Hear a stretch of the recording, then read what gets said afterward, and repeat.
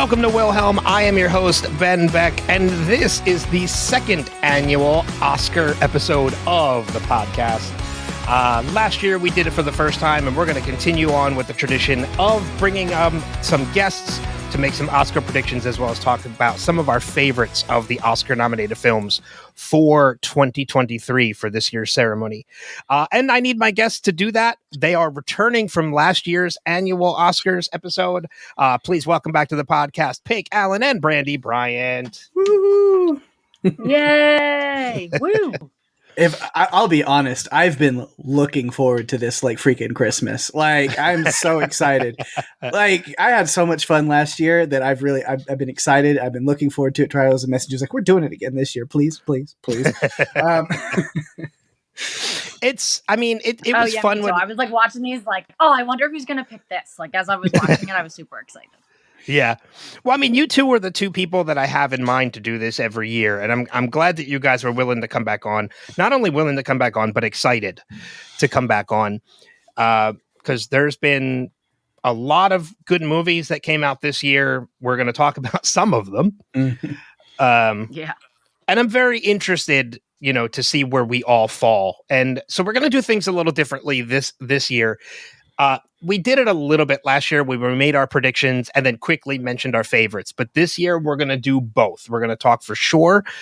For each of the 10 categories we're going to cover, we're going to mention our prediction for which movie is going to win in the category. And then we're going to mention our favorite of the category because they may differ.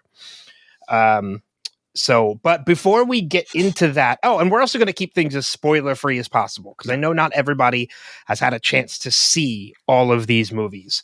So we're not going to dive into deep discussions about the movies. We're pretty much just going to make our predictions, maybe say loosely why, and then we'll move on to the next category. But before we do that, Pake, I know you are someone who tries their hardest to complete the full watch. Yes, I'm a death racer. Of every movie that is nominated. So I know the answer to this already, but for the listeners at home, what is your percentage completion at this point right now? 100%. I finished last night. I managed to finally get it done. I was worried this year. This year was a little difficult. There's some like distribution stuff and some of the movies were really difficult, but I did what I had to do sometimes. I made it work. But yeah, I got 100%. Again, I didn't know if I would, but I did. So at least 2 years in a row now, I've finally done it. So that's the charm. Maybe if I'm doing this podcast, it's also gives me enough oomph to get the entire list done and cross that finish line. Yeah, you mentioned the distribution issues. There are 2 movies this year that are in the categories that we're covering that I did not get the chance to see because of distribution issues. They either have not been put out yet for streaming or there's a possibility they might not for a while. Yeah, I've learned a lesson for anybody who does what I do or wants to attempt to like watch everything. Next year, I'm already knowing like as soon as the nominations are announced, anything that's on that nomination list that is currently still in theaters, as soon as possible, I'm going to make like that week is like go to the theaters and watch as many of them as I can before they leave theaters and then don't get released anywhere in time for the Oscars. Yeah. Mm-hmm. Brandy, how about you? How many of the Oscar-nominated films, whether they be the 10 categories that we covered or not, how far would you say you got percentage-wise in the movies that you watched? I will say, obviously, out of 100, I would say I probably watched about 80-90% of them for sure. That's still a good amount. That's good, yeah. Yeah. Well, I think it always helps that like so many are like doubled. You know what I mean? Like the categories, it's like the same movie over and over again. So I'm like, all right, this isn't too bad to watch. Like I can watch these like 50 films. Mm-hmm. Yeah, I watched most of them. Yeah, we got a couple movies that have multiple people in the category that were nominated, which is always makes it a little easier when we're watching. I think I got about 85 to 87% of the way through. There's some of the smaller ones like live action short international films that I still need to watch. And I might not get to watch them until after the Oscars, but I definitely will. I will hit that 100% mark. It probably just won't be until a little bit after the Oscars. Right. So, but with that being said, let's dive in. We're going to cover 10 categories of the Oscars this year. Those 10 categories being original score, cinematography, visual effects, animated feature film, best director, actress in a supporting role, actor in a supporting role, actress in a leading role, actor in a leading role, and then best picture. So we're going to work our way up to best picture. So let's kick it off first with original score. We have the nominees, Laura Cartman for American Fiction, John Williams for Indiana Jones and the Dial of Destiny, Robbie Robertson for Killers of the Flower Moon, Ludwig Göransson for Oppenheimer, and Jerskin Federick for Poor Things. Brandy, let's start with you. Give me your favorite and your prediction for winning the category. Okay, so my favorite is Poor Things, and then I think the winner is going to be Oppenheimer. Okay, I think that's a pretty strong choice. There's going to be a lot of Oppenheimer mention in this podcast. Sure. I have no doubt. Pake, what about you? Favorite and prediction? Yeah, honestly, the exact same. My personal choice is Poor Things. I just love it. It's very like abstract, avant-garde kind of like like sounds throughout everything. The like Bella's theme coming back. It's again, I think like last year my pick. It's the one that I can actually think of like a piece of music that returns over and over and over again that I just really connected to. And then prediction. Yeah, Oppenheimer. I'm going with that as well. Without, I mean, it's going to like spoil a lot of what we're going to have our conversations about today, but I feel like Oppenheimer is kind of going to be the everything everywhere this year and sweep a lot of stuff. So yeah. Well, it's one of the reasons why we're changing things up a little bit this year and doing the favorites too, because like you said, last year, Everything Everywhere All at Once swept almost every I think actually every category it was nominated for. Yeah. And I feel we're going to get something similar with Oppenheimer as well. But, you know, it'll be interesting to see if some of our favorites differ from that prediction as well. As for myself, original score, I did really enjoy the Poor Things score. However, I'm a massive fanboy of John Williams. So, I mean, I had to go with Indiana Jones and the Dial of Destiny as my favorite. It's an iconic tune. It just hits on the nostalgia. So that was my favorite. As for predicting the win, it's Oppenheimer. I mean, it's another score that I've listened to. It is in my Spotify playlist because it is an incredible score. It's good because it mixes a very classic kind of sound with some of the playing with like nuclear. There's almost kind of like an electronic dubby kind of like whoa that kind of mixes in with classic stuff. That it is cool. It is cool. Yeah. So of course, we're all on the same page. Then Oppenheimer is going to be the predicted winner for original score. Yeah. Going next, then into cinematography, we have the films El Conde, Killers of the Flower Moon, Maestro, Oppenheimer, and Poor Things. Pake, let's start with you on this one. Favorite and predicted to win. All right, welcome to Deja Vu. My personal choice, Poor Things. Like a lot of the cinematography, a lot of those really weird kind of ethereal shots and wild stuff. But then prediction, Oppenheimer. Okay. Brandy, how about you?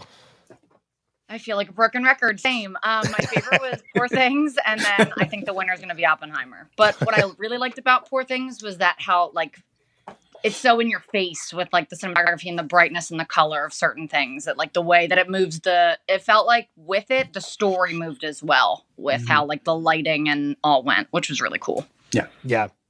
I'm a little different. My favorite and predicted winner were both Oppenheimer for myself on this one. I did enjoy the cinematography of Poor Things. There's a part of me that actually really enjoyed it for Killers of the Flower Moon as well.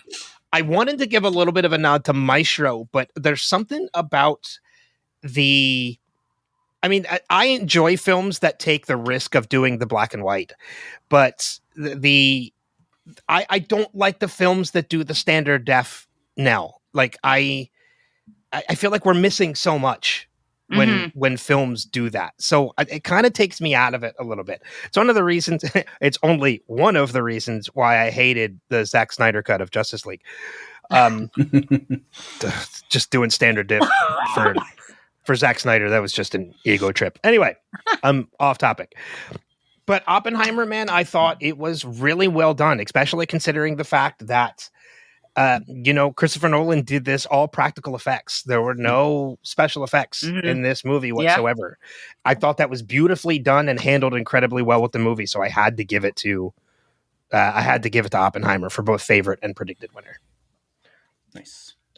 That takes us then into visual effects, where the nominees are The Creator, Godzilla -1, Guardians of the Galaxy Volume 3, Mission Impossible Dead Reckoning Part 1, and Napoleon. I'll kick us off for this one, making the rounds as to go around. I had to eliminate Godzilla -1, only because I have no doubt it's a spectacular movie. I've heard great things. I didn't get the chance to see it. So I kind of had to eliminate that one. I couldn't give it any kind of consideration towards this one, which is sad because it might have changed up everything. My favorite for this one, only because I'm a sucker for these movies, Mission Impossible Dead Reckoning Part 1. I love action movies like this. I think they're incredibly well shot, especially the stunts. So I had to give it my favorite for that one. As for predicted winner of this one, I gave the nod to The Creator. I think that's a strong contender to win with anytime you have these sci-fi kind of movies like this, especially ones where you're taking a human or a robot and making them look human because they're played by a human.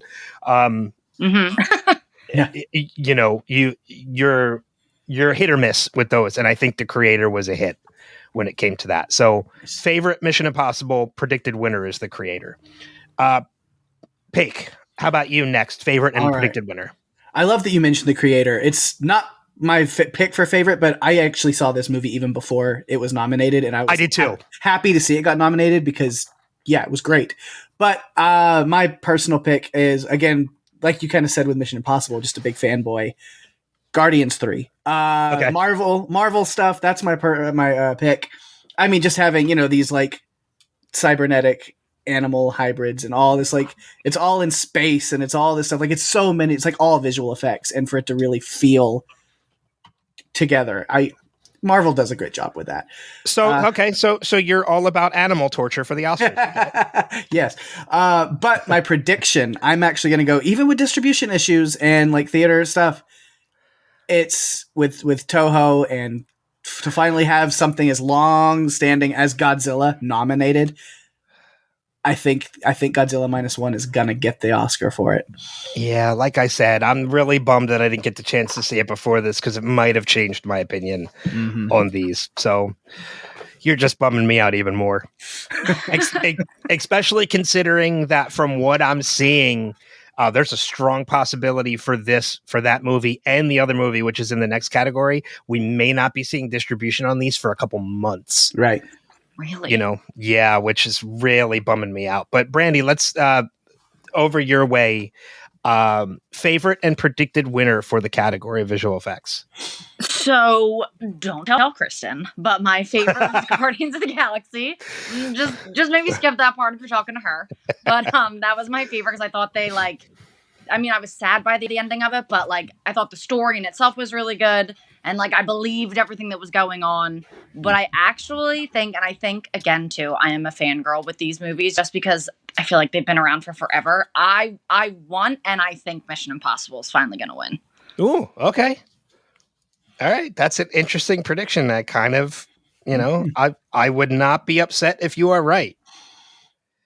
We'll see Scientology buying an Oscar. Right. I know. It was to be honest, both of them, I was like, well, they're both really sad with the stories and all and how that goes, but we're gonna give it to Tom Cruise. We're gonna throw it out there. No love for Napoleon this category, which I thought looked good, but it just didn't blow me away. Blew a lot of horses away though. See, Pake about the torture porn. Pake's all about the animal torture for visual effects. Not a big fan of Napoleon. Let's then move on to the next category, animated feature film.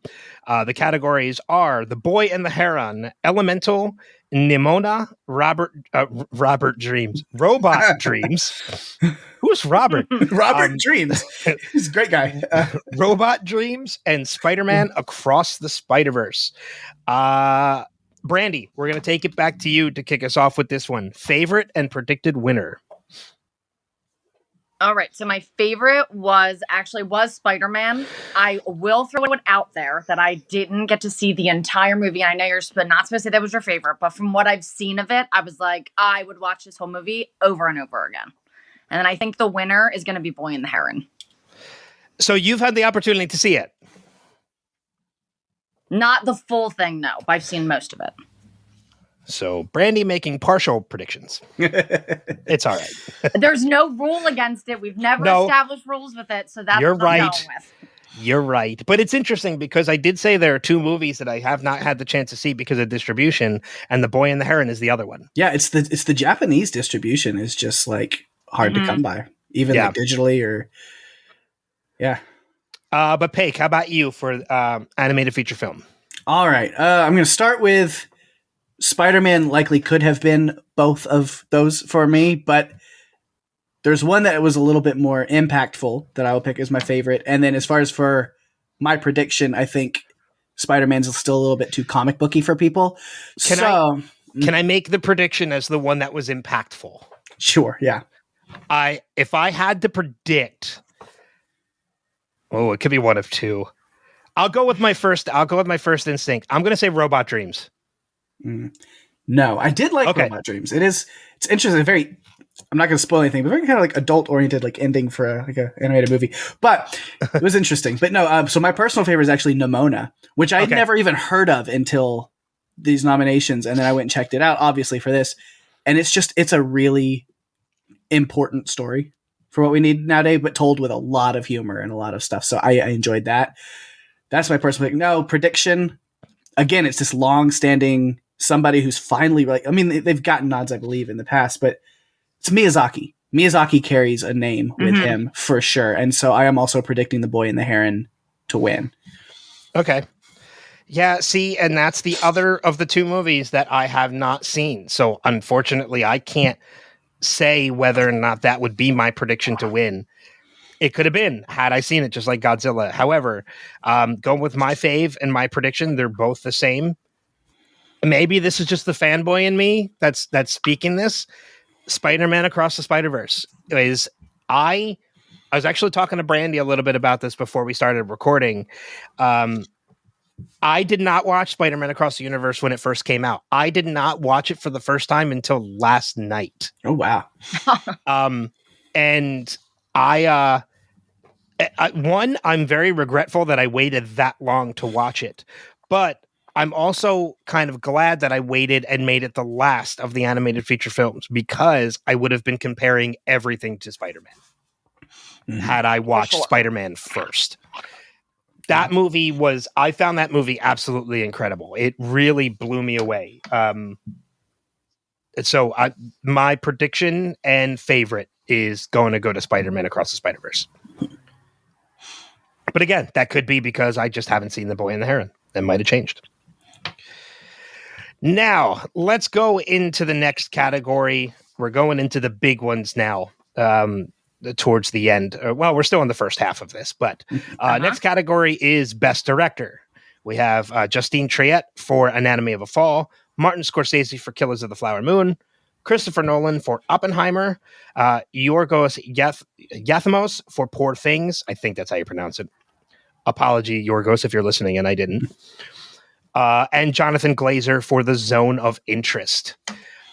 Pake, kick us off for this one. Prediction and favorite of the category. All right. Favorite, I think I'm going kind of an underdog one on this. But I'm going with the only woman nominated in this category here, Justine Triet, Anatomy of a Fall. I thought that it was just very well done, directing-wise. A lot of things were really well done about that movie. But as far as just really being able to follow this kind of linear story of what's going on and playing it from like different perspectives, bouncing back and forth, there's a lot of great director choices in there. So I'm going with Anatomy of a Fall for my pick. However, prediction, we're back on kind of the what seems to be the giant, beast of this year, and I'm going Christopher Nolan on Oppenheimer as getting the win for my prediction. Okay. Brandy, over to you. Favorite and prediction for the category. So my favorite was Greta Gerwig. Oh wait, she wasn't nominated. I forgot. So I guess if I had to go with somebody else that was my favorite, I really enjoyed this movie. I thought it was really well done.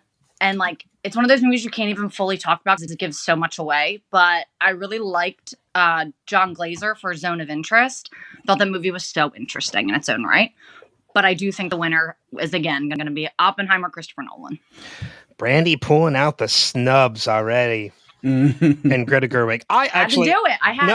I'm kind of with you. I feel like it was a pretty big snub that she was not nominated for this category. So, because, I mean, we'll talk about that as we get further on. So as for myself, I agree with you. Pake, Anatomy of a Fall was just, I thought was very well done.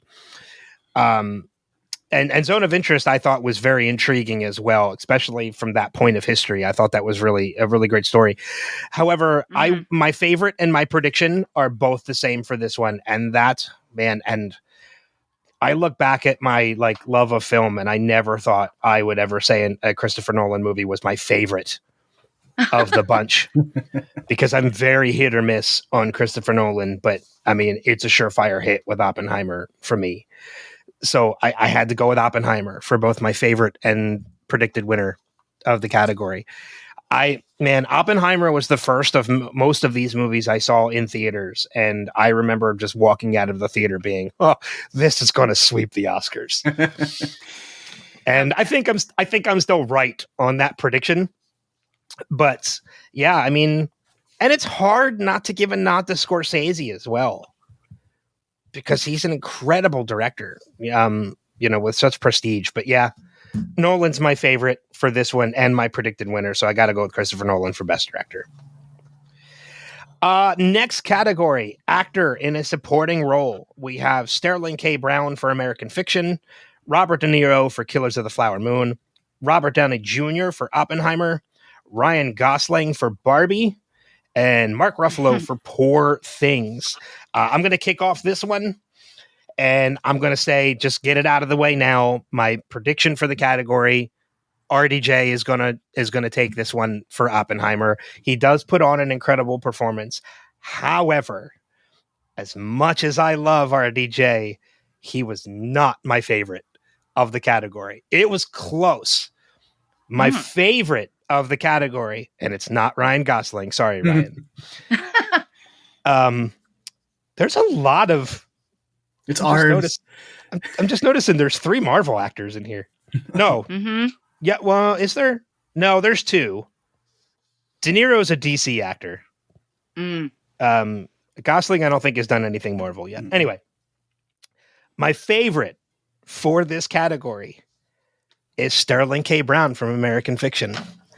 It is a phenomenal performance. He is just an incredible actor, no matter what he does, whether it's American Fiction or Brooklyn Nine-Nine. He's just a phenomenal actor. And for him to take on this role as the homosexual brother was just incredible. And yeah, my favorite was Sterling K. Brown for the category. Pake, over to you. Favorite and predicted winner.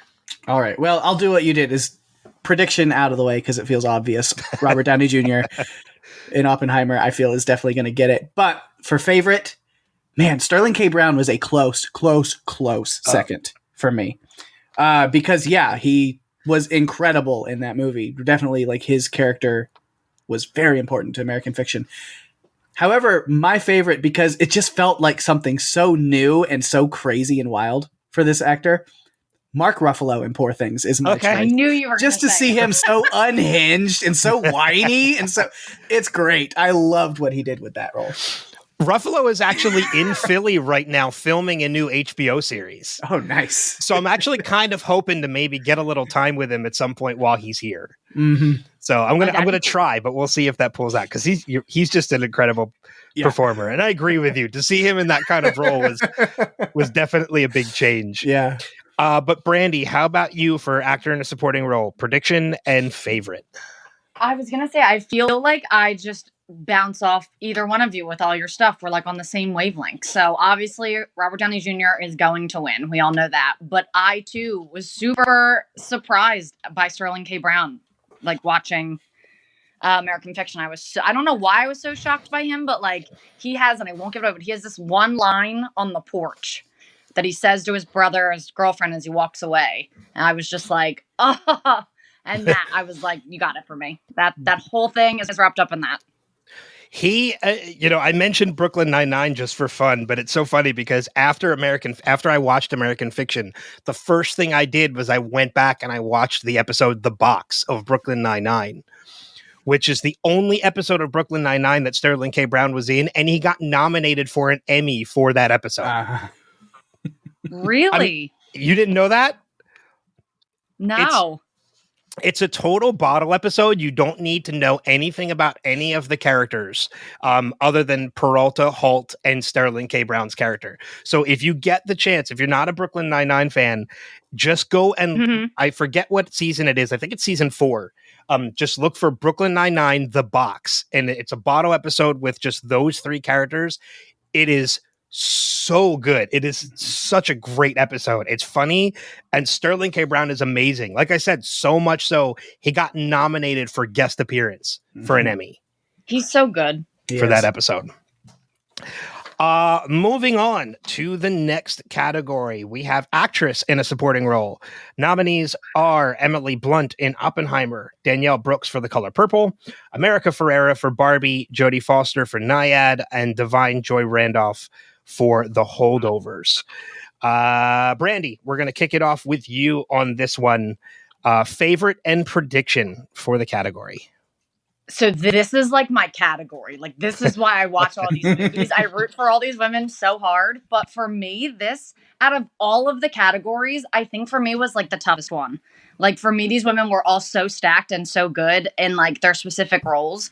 But if I had to pick my favorite, because I wanted them to be different, my favorite is obviously America Ferrera in Barbie. Her woman monologue just threw me to the floor, and it was brilliant. And but I'm really, really, really rooting for, and I hope the winner is Divine Joy Randolph. I loved her in this. I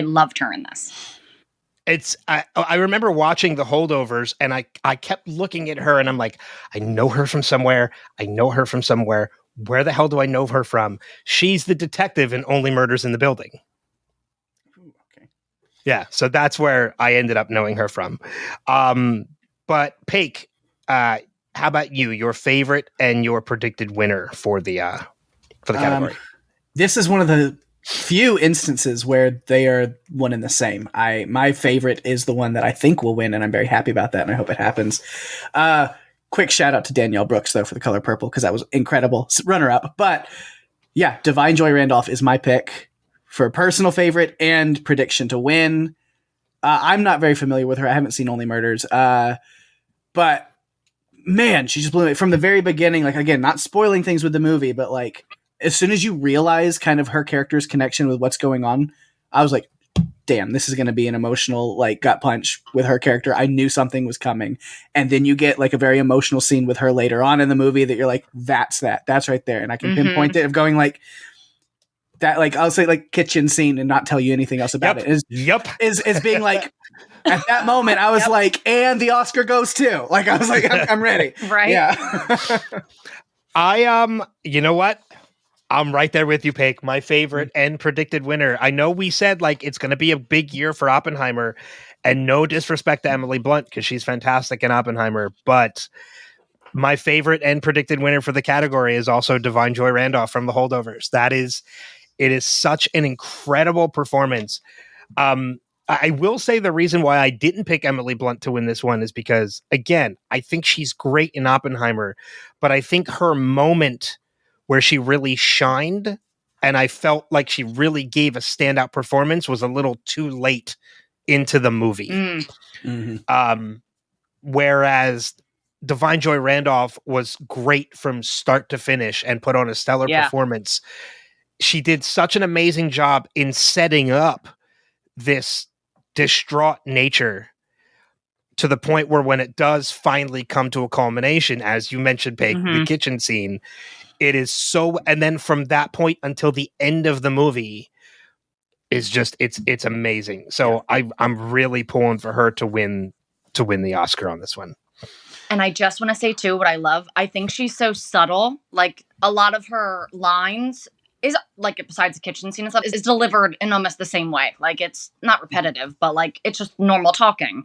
But her subtleties and her looks and her winks and her like smiles, I think also like propels her character, which I love.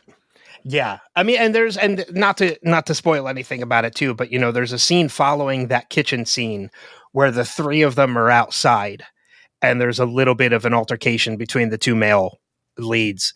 And, you know, she turns to Paul Giamatti's character and says something that's totally not about herself. You know, it's more about them. And I'm like, Jesus Christ, for this woman to be going through everything she's going through and still have this care for other people. Yeah. It's like, that's an incredible person. So yeah, I'm really pulling for her to win. Also so that Steve Martin and Martin Short can say, and the Oscar winning Divine Joy Randolph. In the next season of Only Murders in the Building. That takes us now into actor in a leading role. And we have for the nominees for the category, Bradley Cooper in Maestro, Coleman Domingo in Rustin, Paul Giamatti in The Holdovers, Cillian Murphy in Oppenheimer, and Jeffrey Wright in American Fiction. Pake, we'll start it off with you on this one. Favorite and prediction to win. Okay. All right, I get quick shout outs for those who just like edged out. Giamatti was great, it was fun. Part of me is like, man, I hope the best for Domingo because he paid his dues with Fear for so long and he's earned it. So Coleman Domingo is a close, but for me, my personal choice, Jeffrey Wright in American Fiction. I love Jeffrey Wright from Westworld to What If to everything else he's done.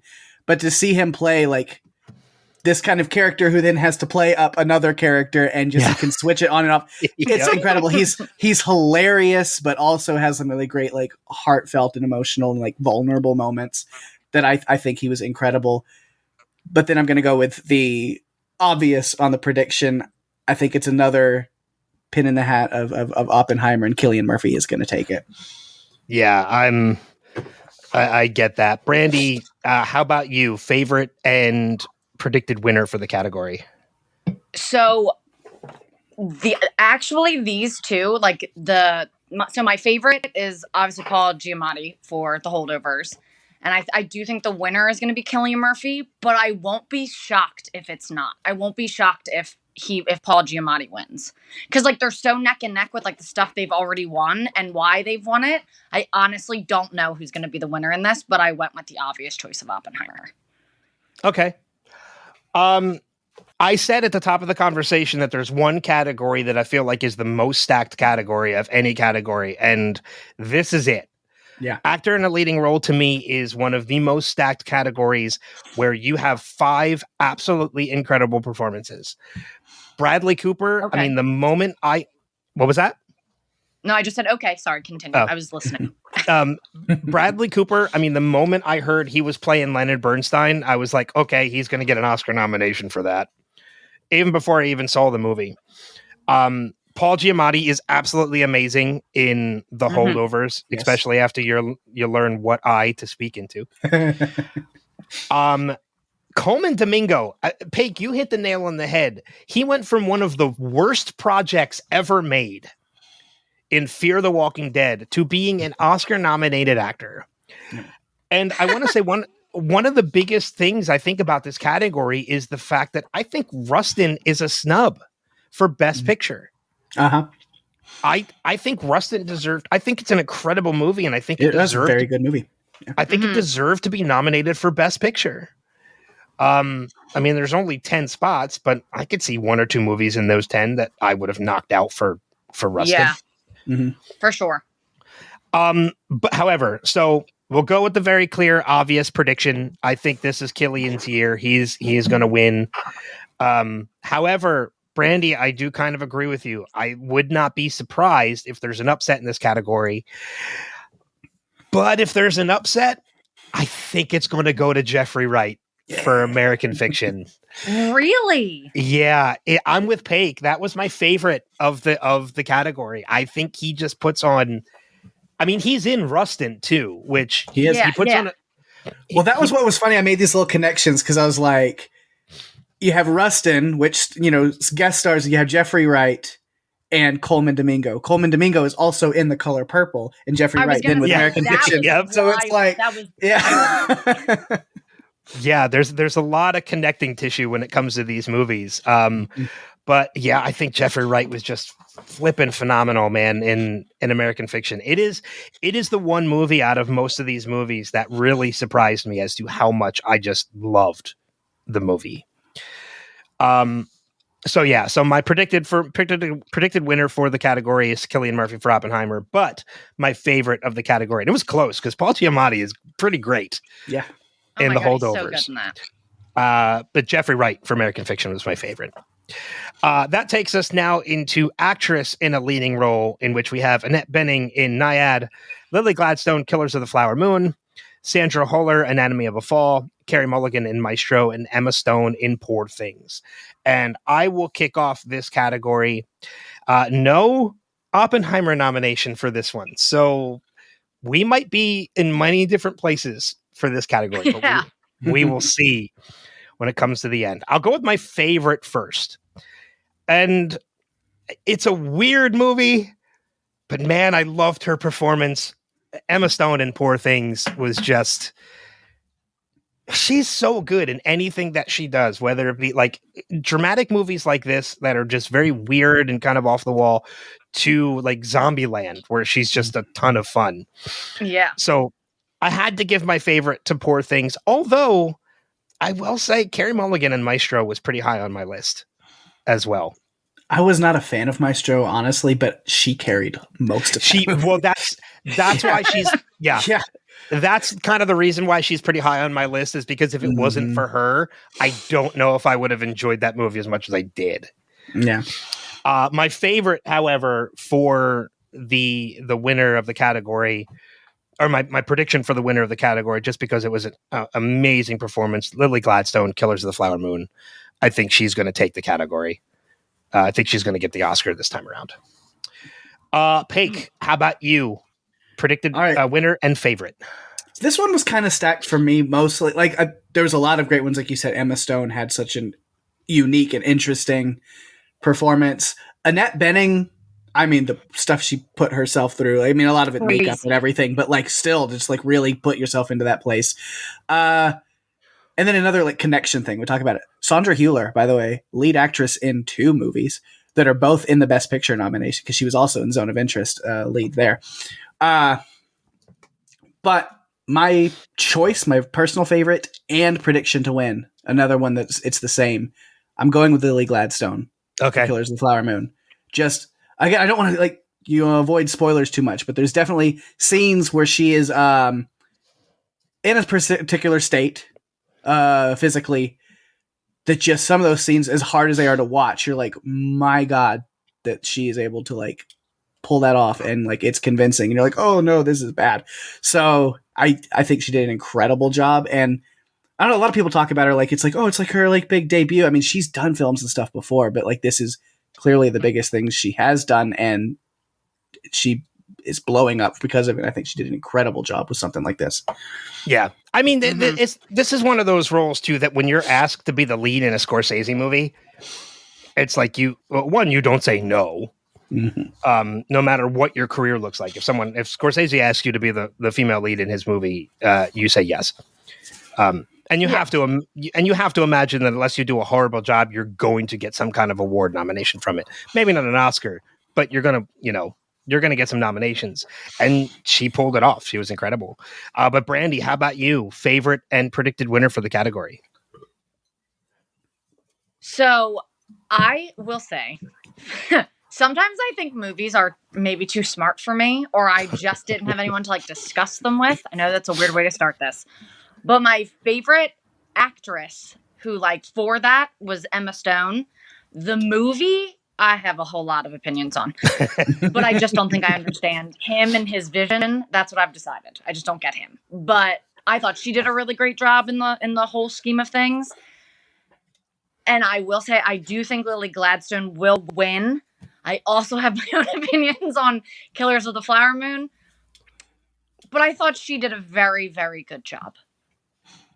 Okay, so your prediction is also Lily Gladstone for Killers of the Flower Moon?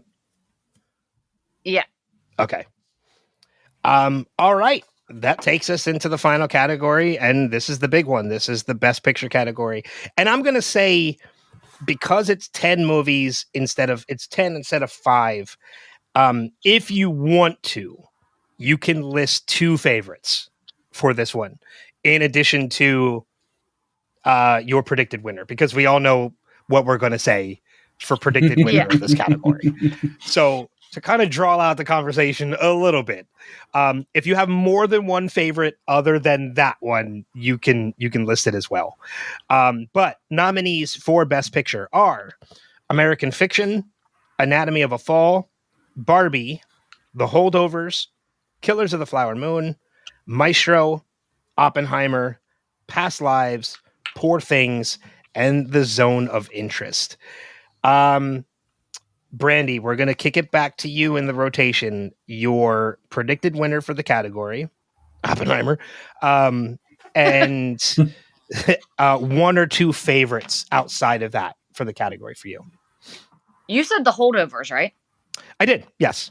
Okay, I was afraid that I read that wrong, and that's what I picked for my favorite, and I picked the wrong category somewhere. I was going to say, well, now we know what one of Brandy's favorites are. Obviously. Yeah, if you couldn't tell. So that's one of my favorites. I wish that was up like a different year than Oppenheimer.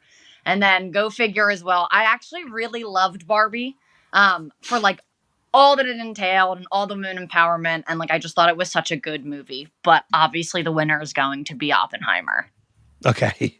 And did you say another favorite other than The Holdovers? Or Barbie, right? Yeah, Barbie. Yep. Okay. Yeah, I'm surprised you didn't mention the snub of actress in a leading role. No, I didn't think we should talk about it, I guess. Pake, how about you? Predicted winner and 1 or 2 favorites for the category. 1 or 2 favorites? I got some other like honorable mentions real fast too if I can. But we've got time. Go for it. Yeah. No, because I wanted to definitely give some, like, even though they were like overall favorites, like Anatomy of a Fall, again, because it was something very unique. Like, I heard some people being like, oh, it's just a extended CSI. And I was like, no, I was on the edge of my seat the whole time. I've never heard that. Yeah. And then Past Lives, I wanted to give a little nod to because it was such a simplistic slice of life kind of movie that really just, even though it wasn't like super happy, it also just made me feel really good. But no, my 2 favorites, The Holdovers, such a fun movie, such an incredible, like that might become like a Christmas movie, like rotation, like a holiday film to like return to a lot. But my personal favorite overall was American Fiction. It was just the humor, the satire, the like social commentary, but then also just some of the like very emotional moments with some of the things going on with family members and some of the storylines. I just think it hit on everything that I love, whether it's comedy, drama, things like that. It fired on all cylinders. So American Fiction is my absolute favorite. But my Oppenheimer award goes to, yeah, I mean, obviously I feel like this is Oppenheimer's year to just kind of sweep most everything. Even though it wasn't really a favorite of mine, but knowing how like the Academy works and how a lot of things are, I'm like, it's Oppenheimer's year. I mean, I will say, like, I just love the fact of saying, like, and the Oppenheimer goes to. Yeah. it's so ridiculous. It's always so sad to me, though, when it's like this huge movie like that like was in the theaters for like 9 months. is up against some like smaller, even though they're like huge budgeted movies, it always makes me a little sad. Yeah. Yeah. I'm like, if it was a different year, this would be great. Yeah, and I'm kind of with you on that too, because I have my favorites. And Pake, you and I are pretty much on the same wavelength when it comes to our favorites and the predicted winner. Of course, my predicted winner is going to be Oppenheimer. I think it's just going to take as many categories as it possibly can. However, my favorites, I did enjoy Oppenheimer. I will say that. I thought it was an incredible movie. It is, of movie reviews that I've done on this podcast, it is the first movie in a long time, if ever, I have given 5 out of 5 stars. So it is well deserving of the accolades that it's gotten, and I did really, really enjoy it. However, in watching some of these other movies, and Brandy, kind of with you feeling that it's not fair, some of them are going up against this juggernaut of Oppenheimer. Mm-hmm. The Holdovers is just, it is such a great movie. And I was telling Brandy this before we started recording again too. Like, it gives me this Dead Poet Society vibes. Like, there's absolute Dead Poet Society vibes in The Holdovers. But also on the same note as what you said, Pake, American Fiction blew me away. How great of a movie that was, from the story it told to the performances within. It was just, I mean, you watch the trailer for that movie and you think it's just this movie about this author that has to pretend to be more ghetto than he is to sell books. But when you watch the movie itself, there's so much more depth to that story in exploring family and, and death and all these other things that go along with it, and deceit. And you're right, Jeffrey Wright, the movie is funny, but it's dramatic. Like, it's such an incredible movie that if I had to award the Oscar, if I personally got to do it, I'd give it to American Fiction over Oppenheimer. I really would. Yeah, that's another one of it's not the Bens or the Pakes or the Brandys. Yeah. It's like we gotta. That's another one of those movies. Like I said, I think I'm just, not that I'm not smart enough for it. I was so into it, and then there's something that happens that I was like, wait, did I miss half of it? I had so many questions that I was just like, I don't know if I understood this movie or not. Peg, you did give me a good idea. Maybe next year, in addition to doing an Oscars episode, maybe next year might be the first year for the Wilhelm Awards. Oh, there you go. The Wilhelms, we'll have listeners nominate movies. Oh, yeah. So they don't even have to be the same, like, Academy nominated movie. Yeah, they could be anything that came out in the year 2024. Yes. Add more to my watch list whenever I'm doing this season. But maybe, you know what? Maybe for next year, we'll explore that. Maybe like in January or February of next year, we'll have listeners submit their nominations for, we'll come up with some categories and have listeners submit their nominations, and we'll do an award ceremony of the Wilhelms. I like that. It would be really fun. Yeah. Okay, yeah. Could be a lot of fun. So that it, yeah, the Wilhelms. It's like either the Wilhelm Awards or the Wilhelms. And the Wilhelm goes to. I don't have it on my soundboard right now to do it. You'd think that's a sound that should be on my soundboard constantly. They heard it in the intro of the show. It's fine. So those are the 10 biggest categories, but there's a lot of other little categories. I don't know. Before we get ready to wrap things up, is there any other things that kind of stand out to either one of you that you feel like should get a little bit of attention? Whether that's a category we covered or it's something that we haven't yet. Yeah. Well, I mean, I'm a completionist on this. Like, I have a choice and prediction for every single category, even the ones we didn't cover here, just for my own kind of thing. So, I mean, I could go over all of those, but I'll keep them simple. I think some other ones with the documentaries we don't really talk about too much. Bobby Wine was like the underdog, like that I really loved as a documentary this year. I think was incredible. Didn't know anything about that going on in Uganda and stuff. But I think my prediction and win 20 Days in Mariupol is hard watch as that is very important. And I think it will also win. And then let's see, sound. I don't know how to give my reasoning for sound without spoiling too much about the movie. So I don't know, but my pick for the sound is the Zone of Interest. Okay. Just because the sound for that movie is what makes that entire movie. Okay. That's I mean it's I don't see any fault in that reasoning at all. Mm-hmm. I think Oppenheimer is going to win for sound as well.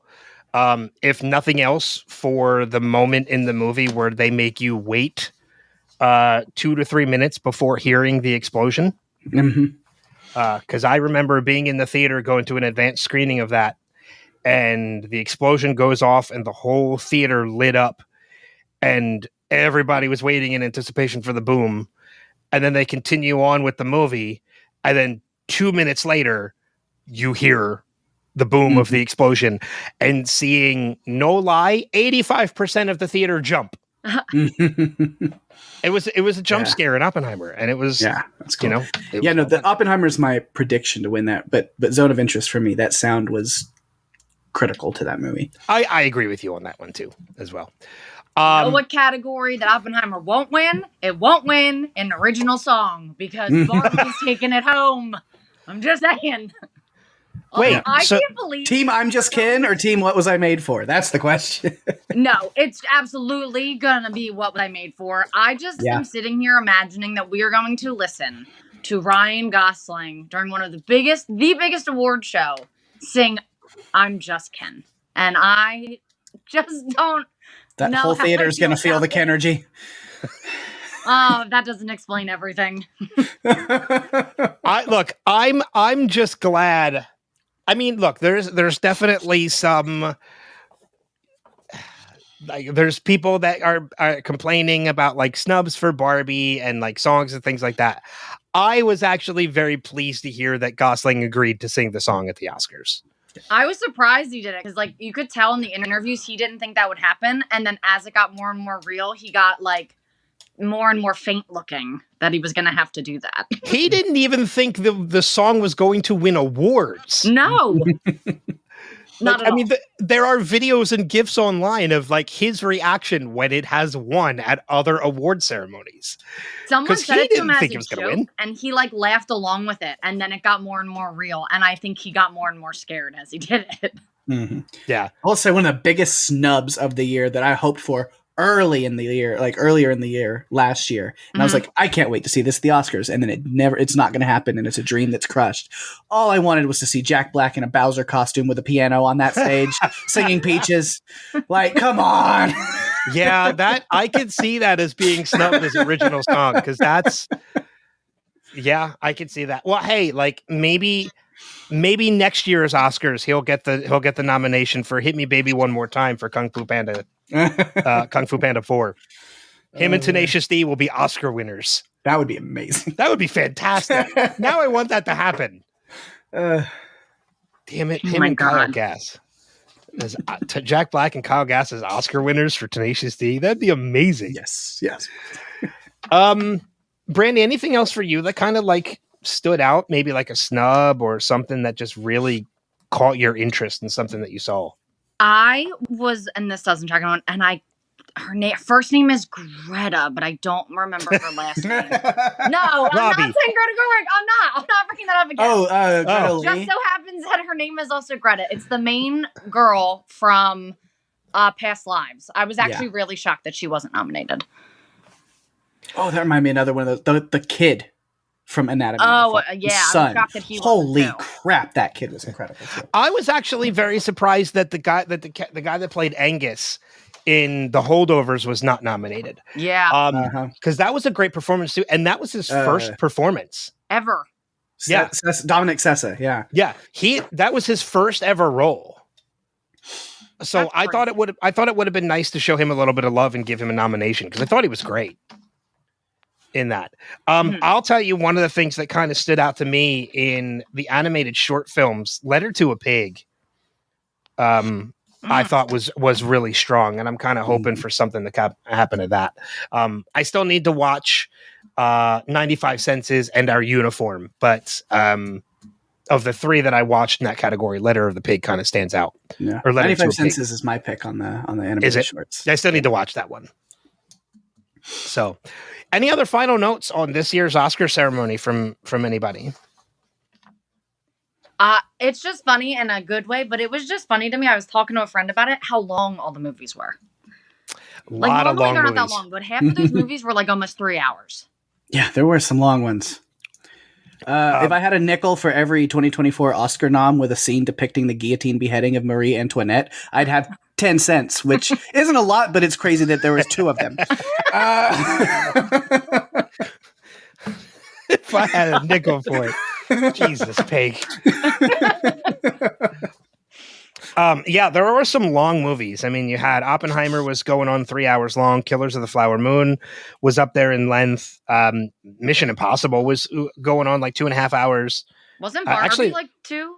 I think Barbie's like 2.5 hours as well. Yeah, because people were doing Barbieheimer and they were doing like it was like an all-day thing they were doing. It was I freaking love the people that did Barbieheimer. Like that's so. Yeah, I mean, if I looking at the movies by duration, Killers of the Flower Moon, 3 hours and 28 minutes. Oppenheimer was 3 hours. Mission Impossible was 2 hours, 46 minutes. Napoleon was 2 hours, 38. Oh my God. Indiana Jones was 2 hours, 34. Anatomy of a Fall, 2 hours, 31. Guardians of the Galaxy, 2 hours and 30. Yeah, like everything was really long this year. Society of Snow, 2 hours, 25. Poor Things, 2 hours, 21. Color Purple, 220. Spider-Man 220, Creator 215, Holdovers 215. Yeah, it was some long movies this year. Oh, that was another one. Not so much a snub, I guess, but like I was sort of surprised that Fantasia wasn't nominated for The Color Purple. I thought she was really, really good. Yeah. I mean, I enjoyed The Color Purple. It didn't blow me away. It's got, I mean, you know, you mentioned Coleman Domingo in it. Corey Hawkins is great in it as well.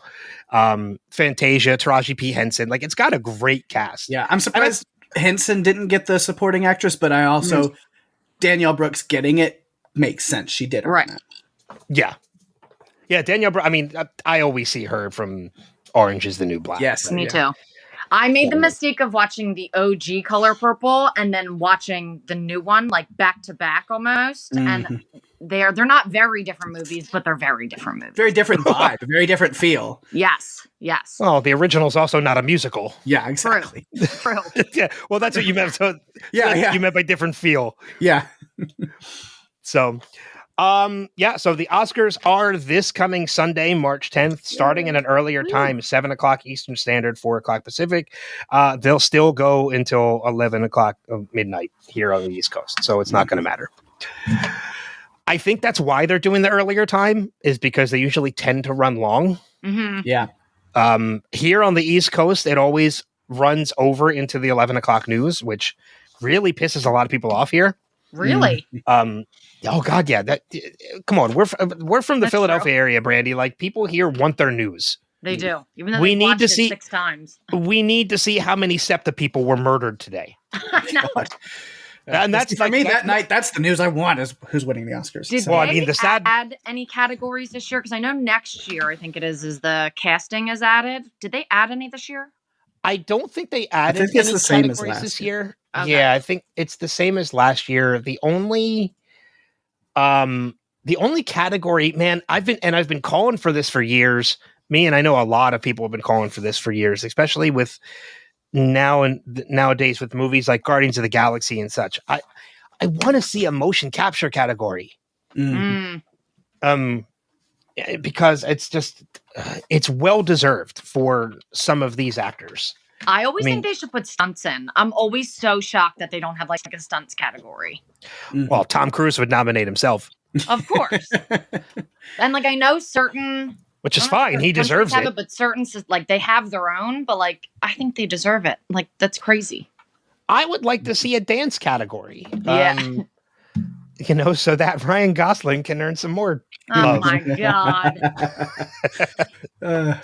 Look, I'm not going to lie. I watched Barbie and I actually really enjoyed it more than I thought I would. Oh, yeah. I thought it was thoroughly enjoyable. A very fun movie. I thought it was incredibly because fun. Barbie was great and Barbie was Margot Robbie, who wasn't nominated.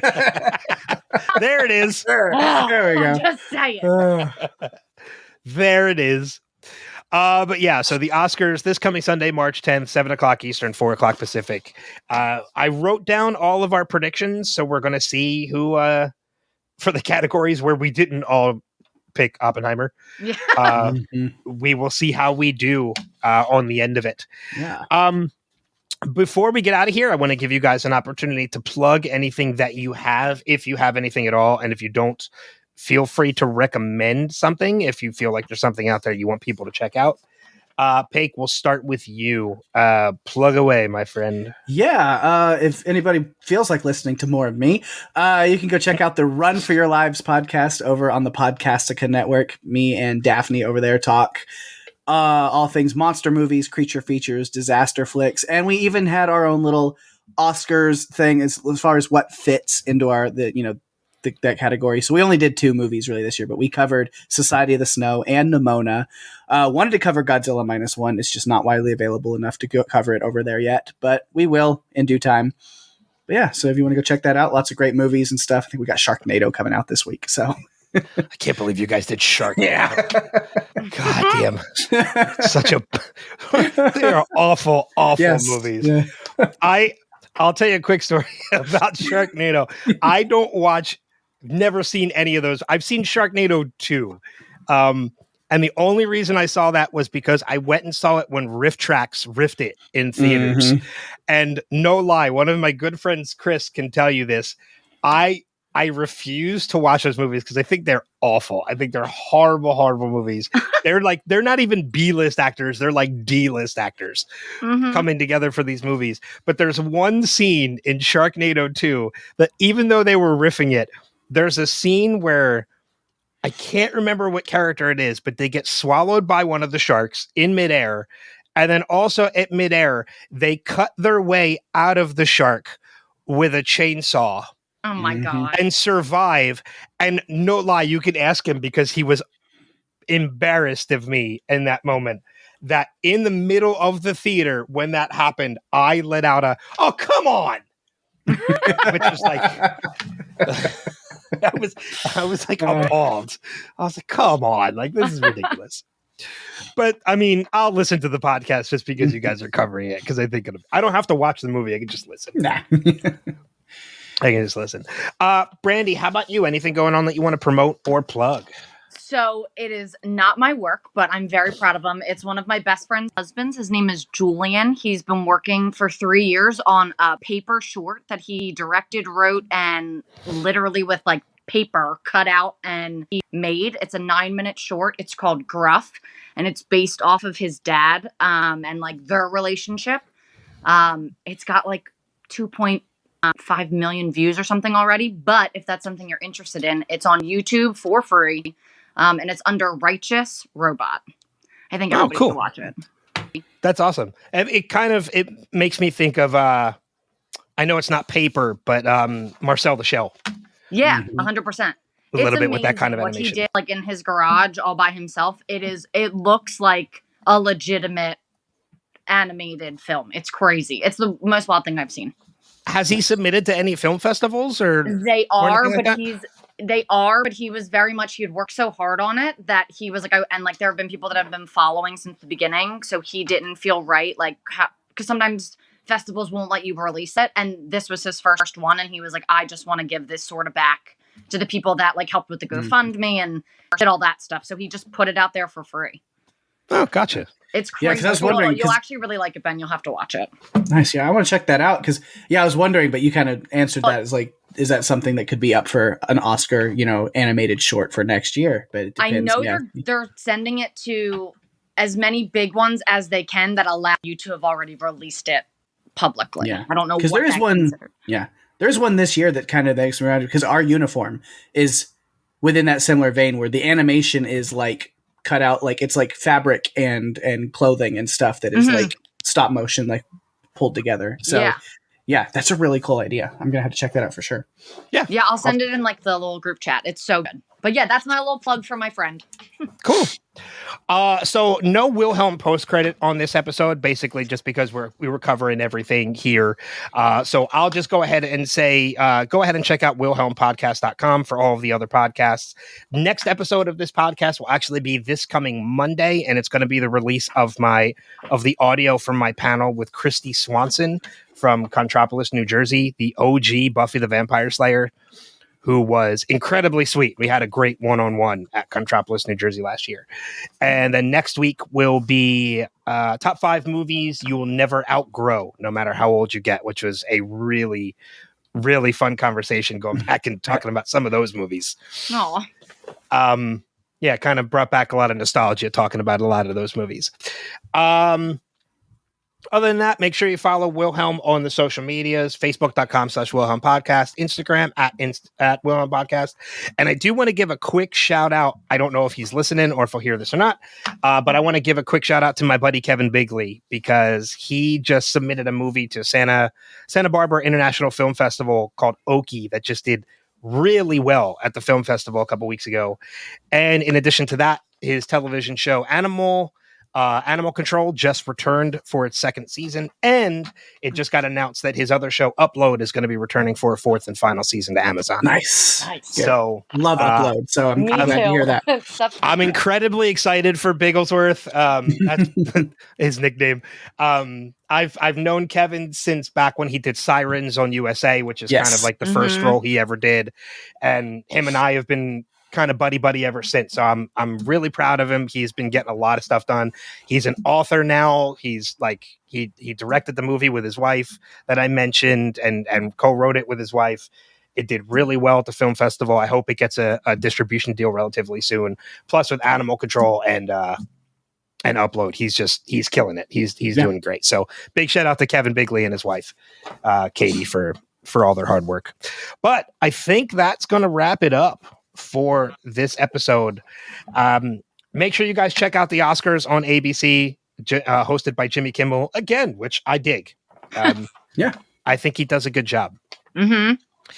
So any final notes from either one of you before we wrap it?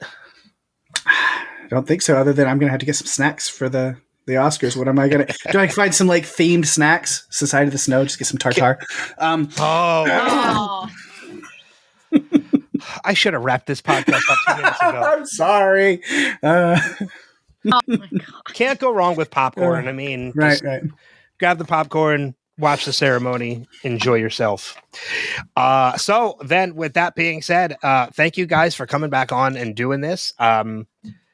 Hopefully we'll do this again next year for 2024 and or for the 2024 nominations, and maybe even the Wilhelms. Yeah. Love it. Next year, if we can put it together. But with that being said, thank you guys for listening. Thank you as always for being a part of this community. If you like what you hear, make sure you rate and review the podcast on, well, not make sure, but if you don't mind, I don't want to force you into anything.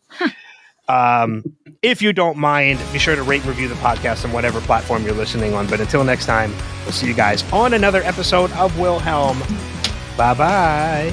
Bye.